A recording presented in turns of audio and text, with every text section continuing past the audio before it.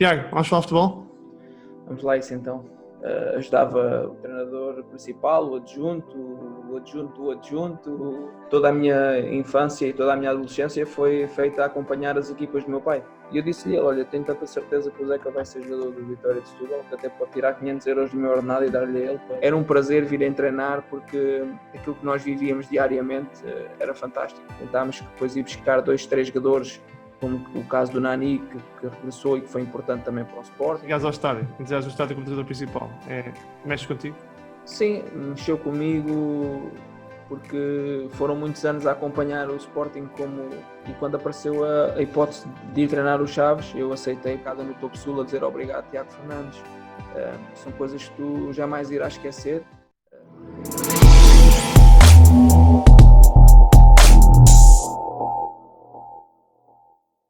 Tiago, vamos falar de futebol? Vamos lá isso então. Malta, hoje tenho aqui o homem que prometeu que me vai levar ao Marquês para celebrar o título do Sporting, portanto tinha que o trazer cá hoje, porque aos dias de hoje, como Sportingista, malta que promete que vamos celebrar títulos, temos que os manter por perto. Grande Tiago Fernandes, filho de craque, treinador com, para mim, na minha opinião, com um grande potencial e que, acima de tudo, fala futebol, gosta de futebol, trabalha no futebol, por isso é a pessoa ideal para falar aqui no meu programa. Tiago, muito obrigado por te juntares a mim. Obrigado eu. Espero que a malta se divirta nessa conversa. Olha, para quem não te conhece, muita gente te conhece, mas para quem não te conhece, quem é que é o Tiago Fernandes? Sim, amigo, para já é um prazer estar a falar para ti e para o teu site, para as tuas redes sociais, um pouco de futebol, nesta altura em que o futebol está parado e que já temos bastantes saudades. É sempre positivo estar a falar com gente do futebol e que fala de futebol. Sou uma pessoa que desde muito jovem sempre gostei bastante de futebol. Praticamente desde miúdo que a minha paixão era o futebol e uma bola de futebol. Andava sempre a jogar futebol lá na rua, como qualquer outro jovem. Depois comecei a jogar futebol federado aqui no clube do Montijo e fiz a minha formação no Montijo e no Barreirense.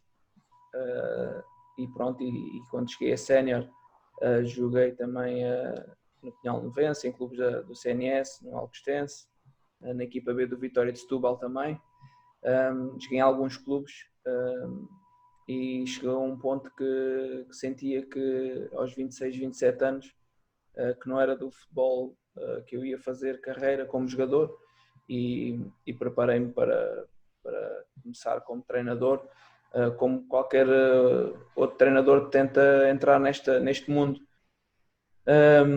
pela via dos cursos de formação, pela formação, e foi assim que aconteceu. Eu comecei um pouco ao contrário, porque quando tirei o curso de treinador, depois houve a possibilidade de entrar numa equipa técnica, que o meu pai era treinador, e quando tu entras numa equipa técnica sendo jovem, com pouca experiência, tens que fazer um pouco de tudo, e foi isso que eu fiz. Ajudava o treinador principal, o adjunto do adjunto, o treinador de guarda-redes. Lembro que apanhei o Mr. Conhé também, que na altura era o treinador de guarda-redes, também aprendi muito com ele e ele ajudava-me bastante. Aquelas que eram as tarefas de um treinador adjunto, que era o que eu era na altura, fazia análise de jogo também. E pronto, e senti logo que tinha paixão pelo treino, pelo jogo, pela preparação, tudo que envolvia aquilo que é um jogo de futebol. Eu sentia-me identificado com isso, e depois a liderança do grupo também, apesar de ser jovem, sentia que tinha condições para um dia mais tarde, se me preparasse bem, ser treinador principal. Olha, eu há uns dias, há umas semanas, gravava com o Zeca, que me falava, porque o Zeca foi teu jogador, né, com o teu pai quando estavam no Setúbal, que me falava do plantel do Setúbal, né, e que me falava do tempo em que ele lá esteve, quando foi jogador. É muito importante, foi muito importante para ti, obviamente que sendo filho de Manuel Fernandes, tens o futebol na tua vida desde que nasceste, mas foi importante para ti começar a trabalhar como adjunto num clube tão histórico como o Setúbal, como a Vitória, para os setubalenses não ficarem ofendidos comigo como a Vitória. e também com o teu pai, ajudou-te a ganhar mais calo, ou é mais difícil começar tão alto como o primeiro emprego, digamos assim, no futebol? É assim, eu sentia-me pronto, preparado, porque toda a minha infância e toda a minha adolescência foi feita a acompanhar as equipas do meu pai, e andar no balneário, e andar a acompanhar os jogadores, e ir para estágio, ir para os estádios no autocarro da equipa, desde os tempos do Santa Clara, Campo Meirense, Penafiel, União de Leiria. No União de Leiria eu já sentia-me próximo da equipa técnica, apesar de não ser diretamente uma pessoa da equipa técnica, mas já observava bastante jogadores e adversários para eles. No ano em que o Leiria subiu de divisão, e no ano seguinte também na primeira divisão. E depois foi fácil, porque já havia, pronto, uma identificação muito grande daquilo que era a rotina de trabalho e aquilo que são os clubes profissionais, como era o Leiria, o Santa Clara, o Penafiel. E quando cheguei ao Vitória de Setúbal, um clube também histórico, foi fácil de me adaptar, porque já levava essas rotinas todas comigo e essa experiência toda comigo de acompanhar as equipas anteriormente. E pronto, já trabalhava com grandes jogadores na altura no União de Leiria, uma grande equipa também, que subiu de divisão, com o Carlão, com o Cássio. E o Carlão jogava tanta bola, o ponta de lança, não é? Sim, com o Tiago, o capitão, o André Santos, que depois jogou no Sporting, está no Belenenses, com o Pateiro, com o Pedro Cervantes, com o Silas, hoje foi treinador do Sporting também. Sim, sim. Ou seja, muitos jogadores de qualidade que nós aprendemos a ver e a acompanhar, e a perceber o que é um jogador de alta competição. E foi assim que o Zeca também foi descoberto. Foi num jogo que eu jogava em Alcochete e o Zeca jogava no Casa Pia com o Pedro Santos. E eu vi que ele fazia coisas diferentes dos outros, e tinha um ritmo competitivo muito acima da média, com um jovem de 19 anos. E falei com o meu pai na altura e disse: está aqui um miúdo que me despertou a atenção, tens que ir ver um jogo nosso agora quando jogarmos contra eles em casa, para veres e dares a tua opinião, o que é que tu achas deste miúdo, porque eu acho que este miúdo é diferente dos outros. Eu tinha na altura 27 anos e o Zeca tinha 20, 19, 20. E o meu pai, quando eu o viu jogar, disse logo: podes falar com ele e dizer-lhe que ele para o ano vem connosco para Setúbal, se os clubes chegarem a acordo. E eu lembro-me na altura que o presidente do Vitória de Setúbal, o Fernando Oliveira, que até punha a questão de já lá ter 3 ou 4 miúdos da formação, que na altura era o Moisés, o Damas e outro, que eu não me recordo agora. Disse: isto é mais um miúdo para estar aqui, nós vamos emprestar os outros, depois é mais um para emprestar. E eu disse-lhe: olha, tenho tanta certeza que o Zeca vai ser jogador do Vitória de Setúbal, que até pode tirar 500 euros do meu ordenado e dar-lhe a ele para ele ficar aqui na equipa principal. Se ele não atingir os objetivos em termos de jogo, pode tirar 500 euros, ou seja, pode tirar 6.000 euros de uma época do meu ordenado e dar para o risco que você corre de buscar este jogador. Depois eles chegaram a acordo com o Casa Pia na altura, e o Zeca mostrou que tinha qualidade e fez a carreira que fez. Crack. Olha, tu depois do Setúbal, e eu vou-te ser muito honesto, eu acompanho-te mais quando entras na formação do Sporting, por ser Sportingista, e porque mentir-te se não fosse porque, obviamente, por seres filho de Manuel Fernandes, prestou mais atenção. E vamos falar sobre isso também, um pouco mais à frente. Tu chegas à formação do Sporting, como é que chegas à formação do Sporting? Tu começas pelo Sub-15, não é? Sim, no Sub-14. Sou Sub-14, desculpa. Como é que chegas lá? É por contacto? É porque... Como é que vais treinar na formação do Sporting? Nós, quando saímos do Vitória de Setúbal, foi a meio da temporada. E eu depois queria continuar como adjunto de um treinador, porque eu sentia que o meu pai já não ia treinar mais. E eu quis continuar como adjunto de outra pessoa para continuar a aprender e continuar a crescer como treinador. E houve algumas possibilidades de ir para adjunto de alguns treinadores, e estávamos em contacto também. Eu estava em contacto com alguns treinadores que havia interesse de integrar a equipa técnica deles, e na altura o Dr. Luís Duque falou comigo se eu tinha interesse em entrar para a formação do Sporting, porque era um treinador jovem que conhecia bem o clube, que estava identificado com a formação do clube também, e se eu queria entrar para a formação. Eu estava à espera de entrar para treinar uma equipa júnior ou juvenis, ou uma equipa no escalão do Nacional. E ele disse-me: olha, a única hipótese que tenho neste momento é tu ir treinar seres adjunto da equipa sub-14. E eu disse, está um bocado fora daquilo que eu pretendia neste momento, porque é um escalão com pouca visibilidade, o ritmo competitivo também não é muito, pronto, e treinar miúdos tão jovens. Nós estávamos habituados a treinar já homens mais velhos e mais batidos, mas eu pensei entre ter uma coisa e outra, pensei em entrar na formação e disse, ainda me lembro que quando comecei, tive um ano como adjunto, depois passei a treinador principal, e nesse ano como treinador principal lembro-me de ter dito aos jogadores que estava ali como treinador deles, e depois perguntei também qual é que era o sonho deles e o objetivo deles, e 90% deles disseram que era chegar à equipa principal do Sporting, e eu disse-lhes o meu também, e vamos caminhar juntos e vamos lá chegar juntos. E é engraçado que depois passados 7 anos eu chego à equipa principal do Sporting, 7, 8 anos, e 3 ou 4 deles que estavam lá nessa palestra vieram ter comigo e disseram, lembra-se quando nos disse isto no Sub-14, conseguimos, estamos aqui todos juntos e vamos andar para a frente. Foi engraçado porque houve uma química grande durante estes anos todos na formação, e foram 6, 7 épocas a treinar equipas da formação do Sporting. Depois fui crescendo lá dentro, fui subindo de patamar, pronto, até chegar aos júniores, equipa B e equipa A. Antes de chegares aos júniores, antes de falarmos dos júniores, só uma à parte. A ideia que eu tenho quando te acompanho nas redes sociais e quando vejo a malta que te vai marcando, os jogadores, é que tu crias relações muito pessoais com as equipas todas com quem vais trabalhando. Eu vejo jogadores de todas as de formação, do Estoril, mesmo quando trabalhavas na equipa principal do Sporting. És muito assim, és muito de criar relações pessoais, de criar confiança, de criar empatia. É essa a tua forma de trabalhar? Sim, é natural. Não faço as coisas por pensar anteriormente que amanhã vou fazer este tipo de tarefa para ficar mais próximo deste jogador ou daquele.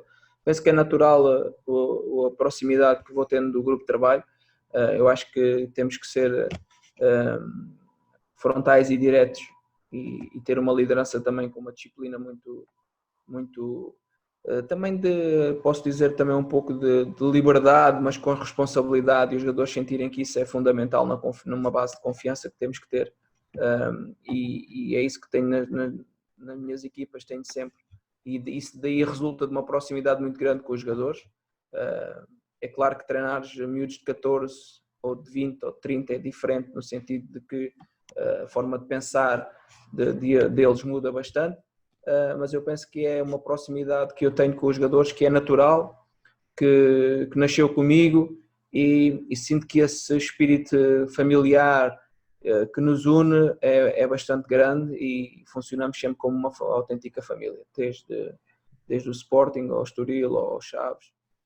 Tentei sempre criar um espírito de grupo bastante forte, que os jogadores sintam que podem contar comigo para tudo, e que dentro do campo o que eles têm que me dar é esforço, é dedicação, é prazer em trabalhar, é rigor, e eles retribuem com tudo isso, e isso é o mais importante para mim. Depois fica, claro, há coisas que nos marcam, há atitudes de jogadores que nos marcam ao longo da vida, que eu jamais esquecerei também.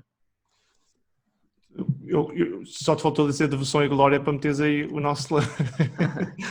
Não, cada clube tem a sua frase, e esta acho que se adequa a todos os clubes. É verdade. No outro dia até o Luís Filipe Vieira dizia na cerimónia do Benfica, usou tu és treinador de futebol, eu é que sou independente.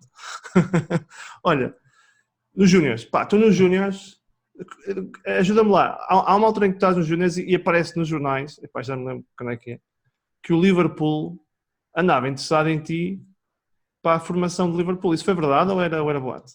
Não, eu fui uma vez à Inglaterra estagiar com o Zé Mourinho na altura, e depois andei a ver jogos da League One, da League Two, da Championship, da Premier League. Andei lá a ver vários jogos, e num desses jogos conheci uma pessoa que está ligada à formação do Liverpool, e eu também conhecia e dou muito bem com o Camacho, que foi meu jogador no Sporting e que estava na formação do Liverpool, e sabíamos que o Liverpool andava a mudar alguns técnicos da formação, andava a fazer tipo uma atualização e à procura de um coordenador técnico e de um outro treinador para a formação. E foi aí que fomos a uma reunião com uma pessoa do Liverpool. Houve o interesse de entrar na formação do Liverpool, mas aquilo que me propuseram não era eu para trocar os júniores do Sporting por uma equipa de formação que lá nem campeonato tem oficial, até aos 16 anos, salvo erro. Não me identifiquei bastante com isso, porque se fosse para ir para o Sub-23 ou para a equipa B era uma coisa, mas para trocar os juniores do Sporting por uma equipa da formação do Liverpool achei que não era melhor para mim, apesar de financeiramente ser bom também, ser um grande clube. Mas eu penso que os técnicos já na altura, os técnicos portugueses iam ter sucesso em Inglaterra se fossem inteligentes na forma como têm sido, a não mudar radicalmente a forma deles pensarem o futebol e de executarem o futebol, mas com algumas nuances táticas e com alguma organização tática, penso que têm tido bastante sucesso e abriram bastantes portas também aos treinadores portugueses. E aquela análise que eu fiz nos campeonatos, tanto da League One, League Two, Championship, verificava claramente isso, que as equipas que tinham um pouco mais de organização em termos técnicos ou táticos e que conseguiam encaixar os jogadores e as características dos jogadores numa boa ideia e num bom sistema, tinham mais sucesso, mas nunca perdendo aquelas raízes que eles têm culturais de trabalho, de querer, de vontade, muitas vezes jogar um pouco direto, mas que conseguiram ter sucesso porque conseguiram ser inteligentes e adaptar-se também um pouco àquilo que é o futebol inglês. Nos Júniores, a tua equipa dos Júniores jogava a bola que se fartava, que era uma coisa que era clara, não é? Tu tinhas, é fácil acompanhar os Júniores porque em Portugal os Júniores já dão uma visibilidade quase importante. Tu sentes que nos Júniores fazes um trabalho que ainda hoje é reconhecido e que potenciaste muito do talento que tínhamos na academia e não sei muito bem como é que estava a academia na altura porque teve fases mais altas e mais baixas, mas sentes que esse trabalho ainda é reconhecido hoje? Sim, eu sinto que fiz muito pela formação do Sporting, no sentido de que muitos jogadores ficaram preparados para a alta competição depois de 3 épocas que nós trabalhámos arduamente para conseguir pôr um maior número de jogadores possível na equipa principal, sabendo que a equipa principal também não é fácil de lá chegar e de se conseguirem pôr, mas houve muitos jogadores a conseguirem lá chegar e houve outros que não tiveram a oportunidade ali, mas que vieram a demonstrar fora do Sporting que tinham qualidade para jogar na equipa do Sporting. Desde a primeira época, eu lembro-me bastante, a primeira época foi uma época bastante difícil, porque nós na equipa tínhamos uma base do ano anterior, apenas tínhamos o Pedro Empis, o Guilherme Ramos, o Boubacar Jaló e o Ronaldo Tavares, e que praticamente não tinham jogado em júnior no primeiro ano. O Ronaldo Tavares até tinha sido emprestado ao Oeiras a meio da temporada e eu fui buscar o Ronaldo e apostei nele, trabalhei bastante com ele e ele fez 30 golos nessa época. Que grande temporada.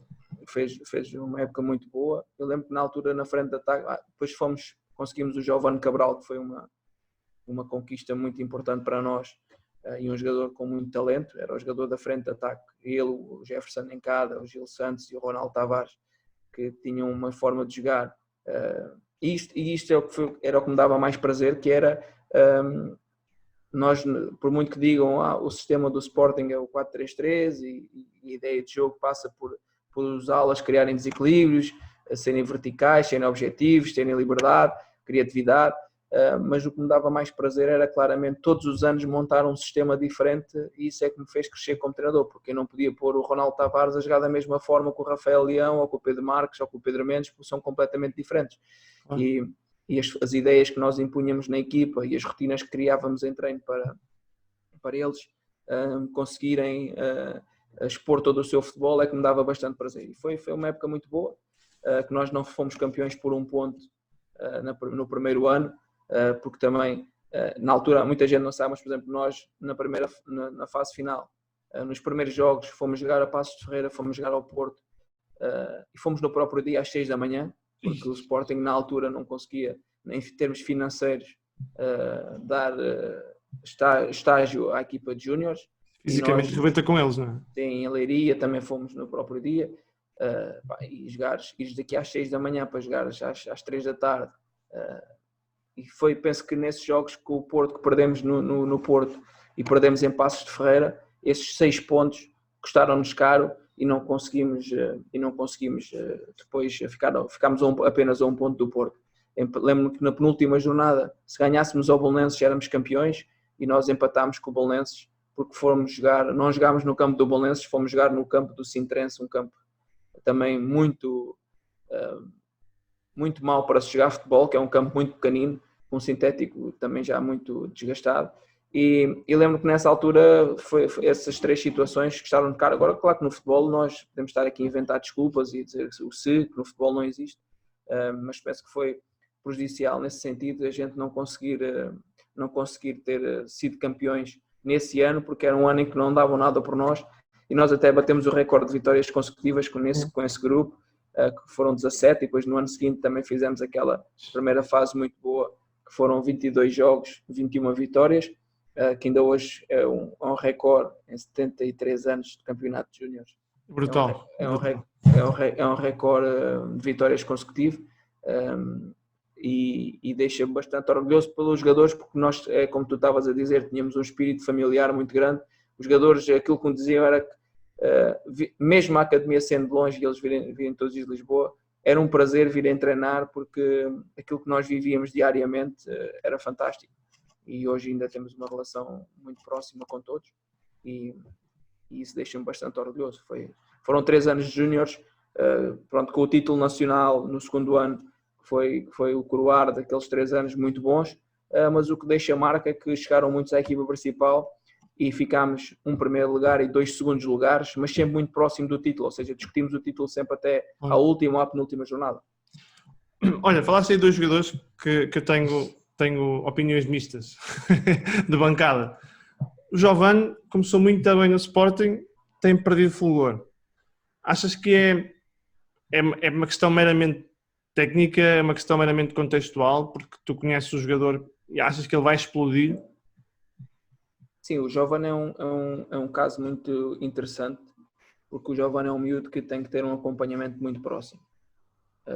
Quem o conhece bem, como eu, desde os seus 16, 17 anos, o Jovane tem que ter um acompanhamento muito próximo, porque o Jovane foi um jogador que não teve formação. Isso. O Jovane chegou em bruto aos juniores do Sporting. E é difícil, as pessoas têm que perceber que um jogador que chega apenas e só em júnior para fazer formação, perdeu 10 anos daquilo que são rotinas de trabalho, de horários, de disciplina, e ele é um miúdo que é tão bom e tão humilde e tão ingênuo muitas das vezes, que é prejudicado ingenuamente por cometer alguns erros, porque, por exemplo, eu lembro que quando ele era júnior, nós, uma palestra para um jogo, eu sou uma pessoa que não é questão de ser rigorosa, mas acho que os horários têm que ser cumpridos por toda a gente, e ele chegou atrasado porque estava a pôr creme para as borbulhas e tinha que pôr ao meio-dia, porque o médico dizia que aquilo era de X em X hora, e tinha que pôr ao meio-dia, se não pusesse ao meio-dia,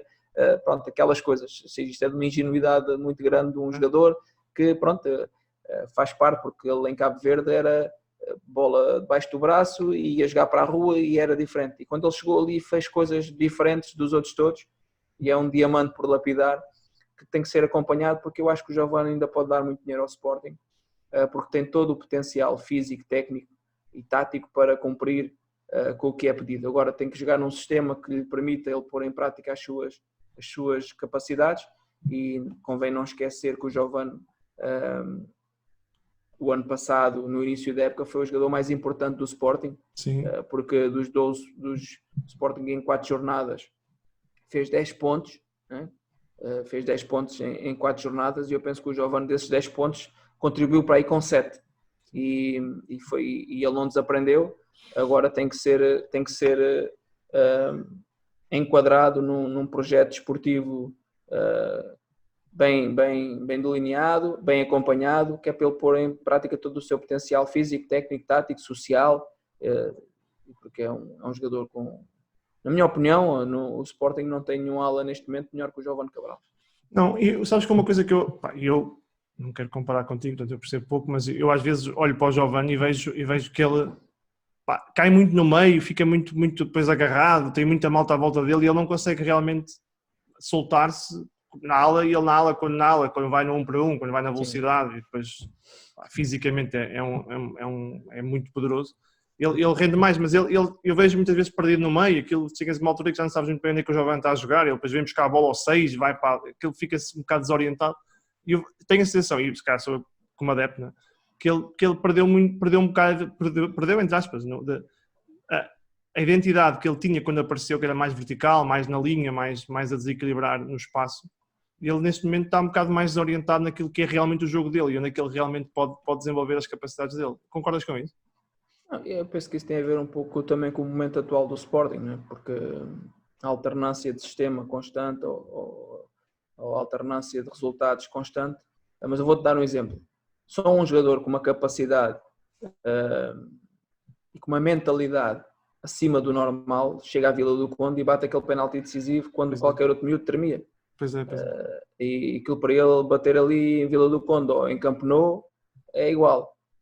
Agora ele tem que, dentro de uma ideia, de uma filosofia de jogo que o Sporting tem que criar, ele tem que ter as suas diretrizes muito bem traçadas, porque ele é um jogador de 1 para 1, de jogar no corredor, de assistência, de vir para dentro e rematar, joga sobre a esquerda, ele não é tão forte a jogar sobre a direita, é um jogador que bate muito bem livres, bate muito bem todas as bolas paradas. Tem um bom pontapé, não é? Ele puxa bem para dentro. E remata muito forte. Agora, o lugar dele tem que ser claramente... Nós gostamos que os alas joguem por dentro, mas os alas jogam por dentro, mas têm que ter a inteligência de saber o que é que estão a fazer quando jogam por dentro. Não é só, eu estou aqui a jogar em espaços interiores porque o treinador manda-me jogar em espaços interiores. Depois, às vezes, estão desenquadrados com o jogo, não percebem quando é que é para ir no espaço, quando é que é para vir buscar a bola dentro, quando é que o lateral recebe por fora e qual é o movimento que ele tem que fazer. E todas essas rotinas que o treinador lhe tem que ensinar, ele faz de uma forma muito competente.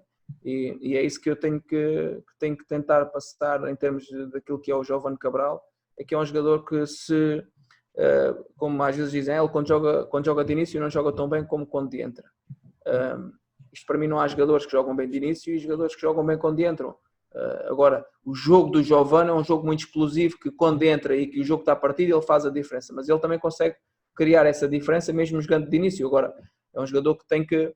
Lá está, é tudo muito bem falado aqui, mas dentro do campo tem que ser bem especificado, porque eu lembro do Giovanni a fazer coisas contra laterais de grande nível, tanto na Youth League, como na equipa de Juniors, como na equipa B, como na equipa Séniors posteriormente, acima da média. Ele tem apenas 21 anos, não está longe de se afirmar. Não, isso é tudo conversas de bancada, porque isto lá dentro é aquelas donhas. Isto é muito fácil, daqui fora não custa nada. Por isso é que eu gravo podcast e ele joga no Sporting.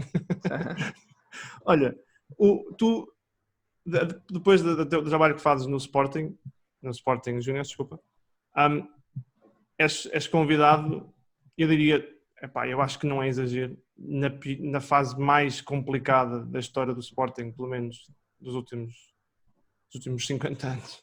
Eu acho que é de sempre, talvez. Eu acho que não há forma de pôr isso de outra forma. Sim. O desafio que tu e o Mr. Peseiro, um grande abraço para o Mr. Peseiro, que para mim depois jogou o melhor futebol que eu vi em Portugal nos últimos 30 anos. Sporting 2005 é uma coisa a jogar a bola que chateava. Tu e o Mr. Peseiro têm um desafio que é quase desumano, não é? Aquilo que vocês tinham que recuperar do ponto de vista psicológico, do ponto de vista de suporte, do ponto de vista de tudo. É um choque muito grande para ti pegar e esperar adjunto da equipa principal de Sporting, que era uma coisa que tu querias ir como treinador principal, mas também começar pelo adjunto, numa circunstâncias aquelas em que o pau defeso é muito, o jogador não vem, há dificuldades, ninguém sabe se os jogadores que rescindiram vão voltar e não precisamos falar muito sobre isso porque acho que neste momento tem pouca importância. Mas é difícil para ti que querias chegar lá, é uma situação complicada de gerir. Para explicar essa situação, acho que é melhor voltar um bocadinho atrás, que é, claro.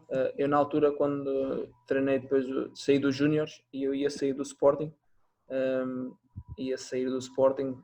tinha praticamente tudo acertado para sair do Sporting para ir treinar uma equipa, e na altura a comissão de gestão entra e o Sousa Sintra, como tínhamos uma boa relação e ele tinha-me acompanhado também, ligou-me para nós reunirmos, e ele disse que, olha, preciso da tua ajuda porque nós vamos formar aqui uma equipa para lutar pelo título e vamos recuperar os jogadores todos que saíram e temos que escolher um treinador, vamos escolher um treinador principal, e preciso da tua ajuda para me ajudares nisto tudo. Depois foi aí que começámos, eu expliquei-lhe na formação quais eram os jogadores que tinham condições para chegar à equipa principal e para jogar. Lembro na altura ele pediu-me uma lista dos plantéis e eu mandei-lhe os plantéis todos atualizados e aqueles que eu achava que podia ser o plantel de júniores, de equipa B e de equipa principal. Lembro também de ter pedido para integrar o Thierry Correia, o Giovanni Cabral, o Abdou Conté, o Miguel Luís, o Demiral, o Ivanil. O Demiral que é o da Juventus, não é? Que joga na Juventus agora. Sim. De integrar esses jogadores todos, o Pedro Marques, o Ronaldo Tavares, os jogadores estavam emprestados, mas que serviam para estar ali a lutar contra os jogadores da equipa principal, lutar por um lugar na equipa principal. E nós fizemos o plantel todo dessa forma e conseguimos criar ali um plantel coeso, forte, regressando o Bas Dost, regressando o Bruno, regressando o Bataglia. Tentámos também que viesse o Rafael Leão, tentámos que depois ir buscar 2, 3 jogadores, como o caso do Nani, que regressou e que foi importante também para o Sporting, que era um jogador com estatuto e com currículo, que trazia experiência. E foi o juntar destes jogadores todos que eu penso que formámos um grupo bastante equilibrado, que podia claramente lutar pelo título. Eu lembro-me que o Sporting andou até dezembro praticamente a um ponto do Porto e podia ter lutado pelo título naquela época, porque eu disse sempre ao Sousa Sintra, presidente, se nós mantivermos este plantel, se conseguimos recuperar estes jogadores, e se em dezembro, janeiro, formos buscar 2, 3 jogadores em função do déficit de rendimento de alguns e de algumas lacunas que possamos ter no plantel, porque neste momento não temos muitas lacunas, eu penso que na altura era ir buscar mais um lateral e um ala e mais um ponta de lança, e o Sporting ficava com uma equipa muito forte, e foi isso que fizemos.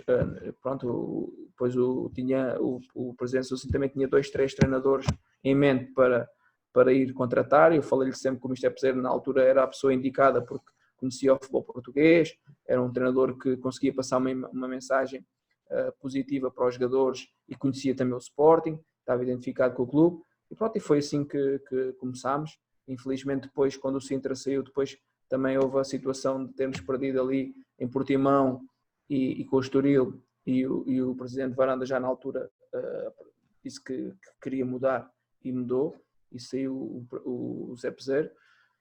Penso que o Sporting já tinha também ali a situação do Kaiser quase praticamente fechada.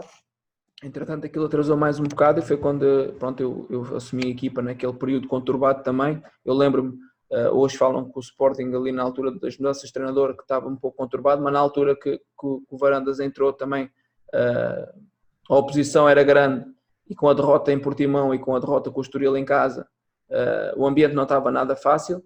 E quando fomos jogar aos Açores, eu também me lembro que tínhamos lá pessoas à espera, sportinguistas à espera, mas muitos também para criticar e para assobiar a equipa, mas depois quando regressámos, e foi isso que eu disse aos jogadores, os que estão aqui agora a assobiar e criticar são aqueles que nos vão bater palmas depois do jogo, porque nós vamos ganhar ao Santa Clara. E foi a partir daí que depois ficámos ali aqueles jogos e criámos aquela senda vitoriosa que foi bastante positiva. Tu começaste a série de vitórias do Kaiser, não é? Sim. Eu ali alguns momentos quando tu pegas na equipa de Sporting que eu acho que são marcantes e que demonstra a tua personalidade. E eu vou dizer, tu concordas comigo ou discordas? Um deles é quando tu pegas no Sporting e dizes que vais entregar o Sporting vivo ao próximo treinador. Acho isso mais fácil de ficar quietinho. Deixa eu ver se isto passa, mas tu assumiste que ias entregar o Sporting vivo.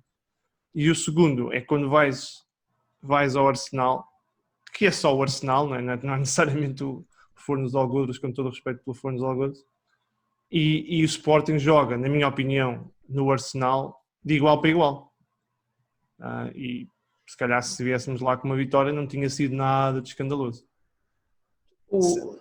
Diz. Eu senti que a qualidade que os jogadores que o Sporting possuía na altura tinha condições para andar para a frente e para o Sporting internamente os jogadores sentirem que só eles poderiam dar a volta à situação e não pensando naquilo que se passava à volta do clube em termos de contestação e de problemas que fossem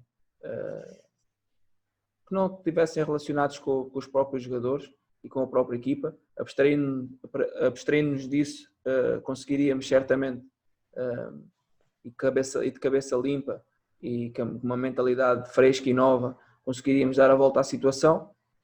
E foi por isso que eu disse que ia fazer isso, porque eu já conhecia aqueles jogadores todos que ali estavam, porque eu estava na formação do Sporting há muitos anos e convivia diariamente com todos os jogadores que ali estavam. E sentia que os jogadores se identificavam também comigo e foi fácil trabalhar com eles nesse sentido. E sentia que nós tínhamos ali uma tarefa para fazer e tínhamos que ser felizes e acabar felizes com essa mesma tarefa. E quando nós fomos ao Arsenal, que era uma prova de fogo para nós, porque sabíamos que se empatássemos, praticamente garantíamos o apuramento para a Liga Europa. O Arsenal, pronto, teve mais bola do que nós, é normal. O Arsenal teve mais oportunidades de golo do que nós, é normal. Na segunda parte penso que já fomos um bocadinho melhores e que já conseguimos equilibrar mais o jogo, mas eu sabia que se nós conseguíssemos aguentar aquele ímpeto inicial do Arsenal e aquela forma de jogar do Arsenal, que conseguiríamos se calhar obter um bom resultado, e foi isso que fizemos, foi conseguir ali nas primeiras. Eu disse aos jogadores que não sofrêssemos um gol nos primeiros 15, 20 minutos e iríamos equilibrar a partida e conseguindo anular as ações ofensivas que o Arsenal tem trabalhadas e as dinâmicas que tem e que consegue impor com um ritmo bastante forte. Se nós conseguíssemos anular, poderíamos também numa transição, numa bola parada, conseguir criar perigo e fazer gol. E se não conseguíssemos nesse momento de jogo, conseguiríamos quando tivéssemos bola, porque o Arsenal também é uma equipa que a defender comete alguns erros e nós poderíamos conseguir explorar esses mesmos erros. E penso que foi, pronto, na segunda parte, nos últimos 15 minutos ainda acreditámos mais que para além do empate podíamos ter trazido uma vitória, caso o Nani ou o Diaby ou o Bas Dost tivessem feito aqueles golos, mas pronto, penso que foi um bom jogo, um jogo que ainda hoje em Inglaterra foi a equipa portuguesa que levou mais adeptos a um jogo em Inglaterra, foi o Sporting naquele jogo, foi quase 7 mil adeptos do Sporting. Foi impressionante quando nós chegámos ao estádio. Normalmente é um cordão policial ou um cordão de adeptos adversários a esperar a equipa adversária. Quando nós chegámos ao Emirates, os adeptos do Sporting fizeram um cordão e levaram o autocarro até à porta de entrada do estádio. E daí os adeptos do Sporting serem únicos e merecerem bastante um título, porque acompanham a equipa sempre. E é importante o que tu dizes, porque é para as pessoas perceberem que os adeptos do Sporting são muito mais do que aquilo que aconteceu. Sim, não se pode resumir os adeptos a uma meia dúzia de indivíduos que se lembraram de fazer o que fizeram. Sim. Olha, tu fazes 3 jogos, não é? Sim. Como é que é o terceiro? O terceiro é com o Chaves em casa. Chegares ao estádio, entras ao estádio como treinador principal. Mexe contigo? Sim, mexeu comigo porque foram muitos anos a acompanhar o Sporting como adepto e como sócio, e sonhar quando via o autocarro a chegar, que um dia poderia estar ali dentro do autocarro também. E quando cheguei ao estádio com os adeptos pronto, a esperarem o autocarro, e tinha também algumas faixas com o meu nome a agradecer e tudo o que tinha feito, foram momentos únicos também que eu jamais irei esquecer. E depois que houve também um problema, que foi que nós entramos no estádio e que houve aquele problema com a detenção do Bruno Carvalho, que houve ali um certo problema disso, mas nós conseguimos fazer um bom jogo e somámos mais uma vitória e ficámos a um ponto do Porto, e pronto, e foi como eu disse, estávamos a um ponto do Porto na altura, empatados com o Benfica, salvo erro, ou já não me recordo, e tínhamos tudo para ser campeões nacionais nessa época. Acabámos por ganhar a Taça da Liga e a Taça de Portugal, e também o Bruno Fernandes agradeceu publicamente. Não podíamos esquecer nem o Mr. Peseiro nem o Mr. Tiago Fernandes, que que foram 2 dos treinadores que estiveram aqui connosco. Eu não preciso de documentos, eu posso comentar. Apesar de eu ter gostado da postura do Mr. Kaiser, do ponto de vista de comunicação e de pacificação, eu acho, como sportinguista, portanto eu sou eu a falar, como sportinguista, acho difícil de entender a decisão do presidente, porque não acho que tenha feito qualquer sentido do ponto de vista de gestão. Não é que a tua equipa estivesse a jogar, a equipa com o Peseiro estivesse a jogar um futebol brutal, mas estava a jogar o suficiente para estar na luta, e acho que fazeres uma mudança naquela altura foi um tiro, foram 3 tiros no pé, que é infelizmente aquilo que acontece muitas vezes no Sporting. Tu achas, sentes ou sentias naquele momento que se calhar tens a oportunidade de continuares como treinador principal sem ser em transição, que sentias que podias, sentias que teria sido justo continuares, ou sabias que era para 2 ou 3 jogos e portanto era o que era? Sim, o presidente foi sempre sincero comigo. O Varandas disse-me que estavam em contacto com o treinador e dependia muito do tempo que iriam conseguir resolver a situação contratual do treinador, e que eu iria estar à frente da equipa até ele resolver a situação. Claro que se aquilo se calhar não tem acontecido o que aconteceu, de ele ter vindo, ou se houvesse alguma coisa que corresse menos bem, se eu continuasse mais tempo à frente da equipa, nunca se sabe o que é que poderia acontecer, nunca podemos prever uma coisa que não aconteceu. Mas senti que depois daquele jogo com os Chaves e da forma como os jogadores estavam a começar a entrar nas dinâmicas de treino e de jogo e em termos de técnicos e táticos, senti que havia pernas para andar para a frente. Depois senti-me que podia ter sido ali uma oportunidade boa para mostrar aquilo que eu desejava, que era pôr o Sporting a lutar por um título nacional. Mas pronto, a vida é mesmo assim, nós continuamos a nossa vida e o Sporting também, e um dia mais tarde, quem sabe, se voltarei ou não. Tu achas que és... Eu se calhar vou colocar de outra forma. Eu não tenho a menor dúvida que tu és, aos dias de hoje, o Tiago Fernandes do Sporting, que os adeptos do Sporting dizem, o Tiago Fernandes é um dos nossos, ele tem que lá ir um dia desses, quando faltar o treinador, Tiago Fernandes tem que aparecer. Sentes que pela história, e obviamente que é impossível não relacionar a história também com o teu pai, mas muito pelo trabalho que fizeste no Sporting, sentes que estás na comunidade sportinguista como alguém que é da casa, que tem talento, que acredita, que trabalha e que quer ganhar muito pelo Sporting, e isso faz com que tenhas muito respeito dentro do Sporting, pelo menos dentro dos sportinguistas, não sei dentro da direção, mas pelo menos dentro dos sportinguistas. Assim, para os sportinguistas eu sinto um apoio, uma coisa impressionante, porque não há um dia que eu abro a minha caixa das redes sociais que não tenha uma mensagem qualquer de um sportinguista a perguntar qualquer coisa relacionada com o clube. Isto acho que é sinal de que as pessoas identificam-se um pouco comigo e com o clube. E foram muitos anos também, passei 10 anos no Sporting, desde a formação até a equipa principal. Criei muitas amizades com adeptos, porque constantemente íamos aos núcleos e constantemente andávamos no meio dos adeptos. E ainda hoje recebo muitas mensagens e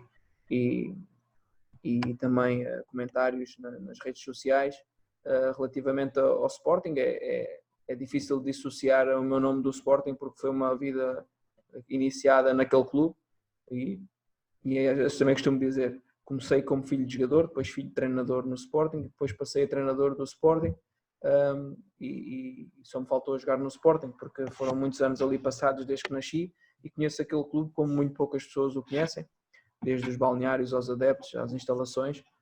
Sempre tive uma grande relação com todas as pessoas.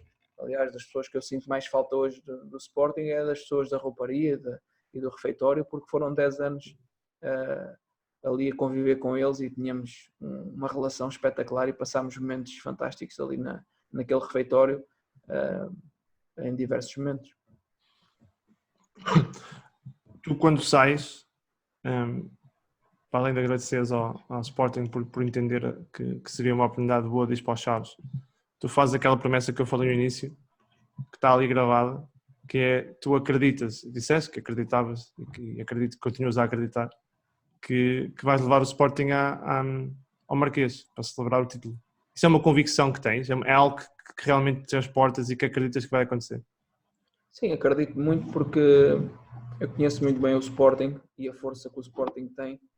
Só quem lá esteve naquele clube é que sabe que o Sporting é um grande que está adormecido em alguns aspectos, mas que quando começar a ganhar tem uma força enorme, porque tem um grande número de adeptos. Agora precisa de se organizar, e quando eu digo que um dia quero levar os adeptos ao Marquês é porque sinto que eu, como treinador, tenho 38 anos, tenho uma carreira ainda pela frente, muitos anos, e que um dia, se Deus quiser, há de surgir a oportunidade para que isso se concretize e depois de lá estar, quando estás num clube e que sentes aquilo que o clube é capaz, como vês nos jogos, vais fora e o Sporting joga 80% dos jogos, joga em casa. 80% dos jogos que o Sporting vai jogar fora, tirando Porto, Benfica, Guimarães, a Vitória de Guimarães, o Sporting tem sempre mais adeptos do que os adversários e é essa onda que se tem que se saber criar, não é só em teoria, mas na prática, para que o Sporting consiga ser dominador em Portugal e consiga ter uma equipa que domine o campeonato, formando um plantel forte, equilibrado, homogéneo, com muita competitividade interna, e para fazer isso é preciso pensar um pouco nas coisas, e não é fazer só pensar a ver o que é que vai dar. As coisas têm que se fazer com inteligência, com organização, e eu penso que não é difícil, porque ao contrário do que muitos dizem, qualquer treinador e qualquer jogador quer jogar no Sporting. Eu quero. Não tenho talento para isso. Olha, o Bruno Fernandes joga muito, não joga? Não é preciso já elogiar o Bruno, porque toda a gente vê o valor que ele tem. Eu penso que o Bruno, às vezes eu disse isto agora para uma entrevista que dei para um jornal inglês, que o Bruno é muito melhor pessoa ainda do que jogador. Por isso, vejam bem o que ele é como ser humano, porque ainda consegue ser melhor pessoa do que do jogador de futebol. Diz ao Bruno que eu tenho aqui um slot gravado para ele. Ele só precisa de me responder no Instagram.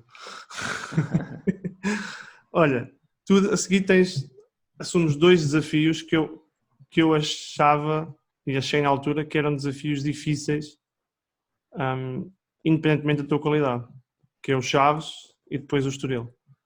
Sentes que, obviamente que são tudo aprendizagens e portanto não há decisões que sejam mais ou menos corretas, são sempre no momento, mas sentes que as 2 decisões de pegares no Chaves, no momento difícil do Chaves, e depois pegares no Estoril, que tem passado por fases complicadas, assim para baixo, foram decisões corretas no sentido de carreira, ajudaram-te ou marcam-te ou podem-te marcar negativamente do ponto de vista de evolução?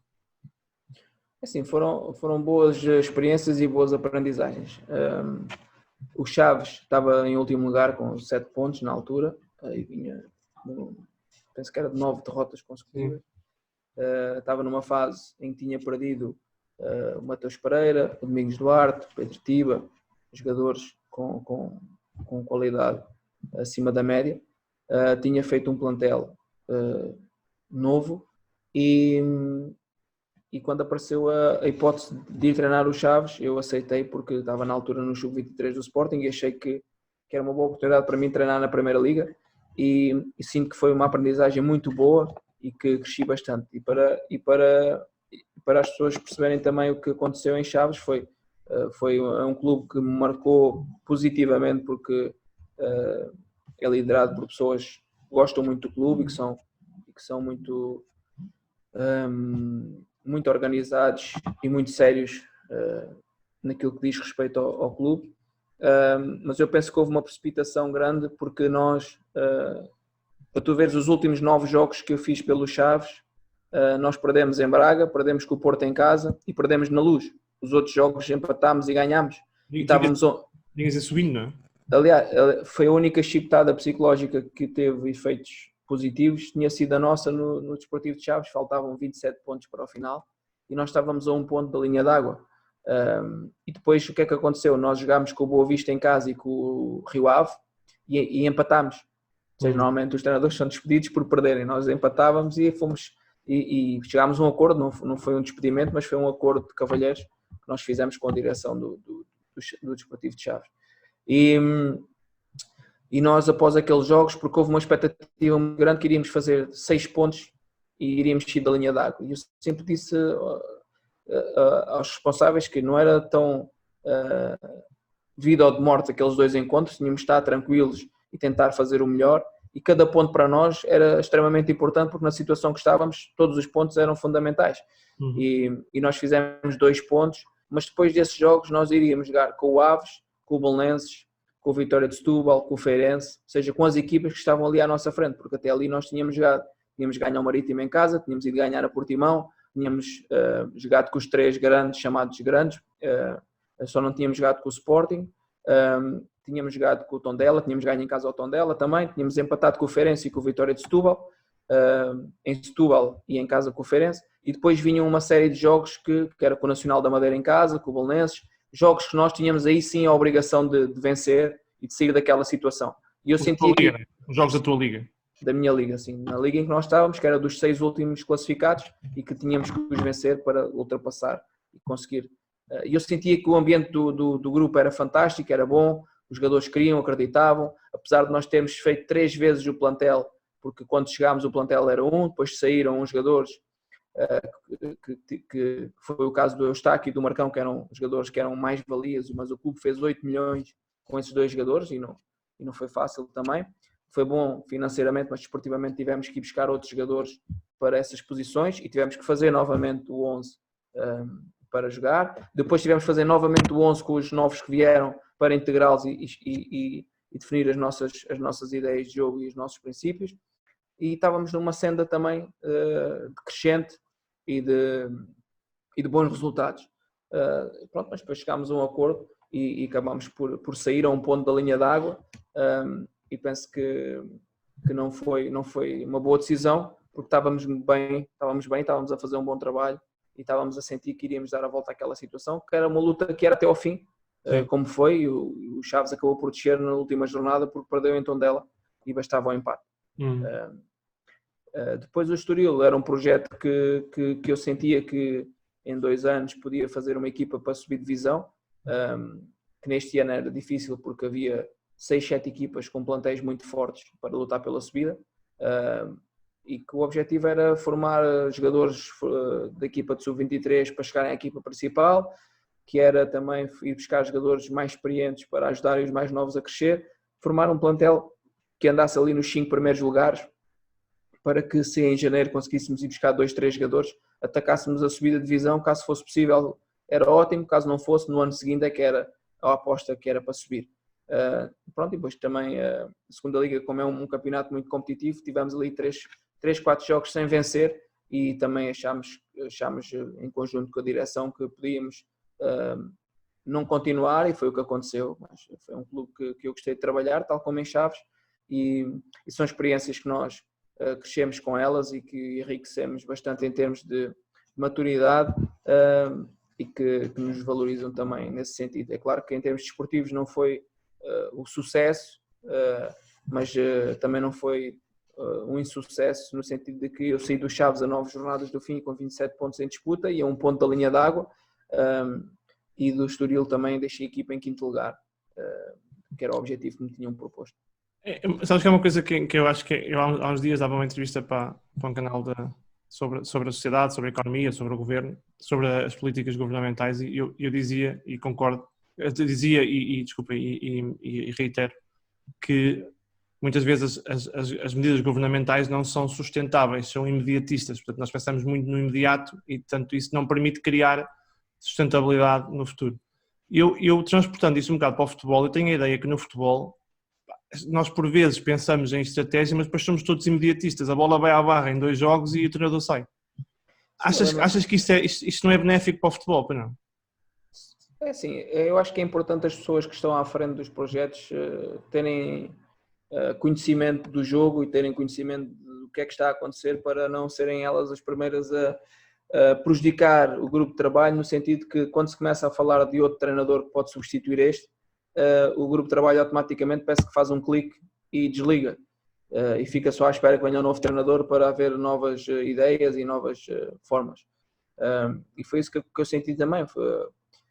Quando uma coisa é, quando eu sinto que a minha equipa não está a jogar bem e não está a conseguir ter oportunidades e que não está a ter dinâmica, alma e a andar para a frente, aí eu sou o primeiro a dizer que as coisas não estão a sair e que temos que repensar naquilo que estamos a fazer. Agora, tanto no Sporting, como no Chaves, como no Estoril, eu sentia que a equipa estava com alma, com dinâmica, a ter oportunidades, numa ou noutra, aqueles momentos que nós sentimos fogo, cada vez que há uma situação de perigo, estamos a sofrer golo. Isto também deve-se um pouco às vezes à intranquilidade, os jogadores estarem a dar tudo para dar a volta à situação, e isto é preciso haver ali uma fase menos boa para depois vir a fase que as coisas começam novamente a acontecer e a ter resultados. E para isso é preciso haver paciência, é preciso haver união, e no futebol isso às vezes é um pouco difícil, porque o que todos querem é jogar bem, vender jogadores, dar chocolate, e isso é difícil. Tiago, e agora? O que é que vem a seguir? Agora estamos a ver alguns projetos e algumas situações que podem ser positivas, e estou desejoso de começar a treinar novamente.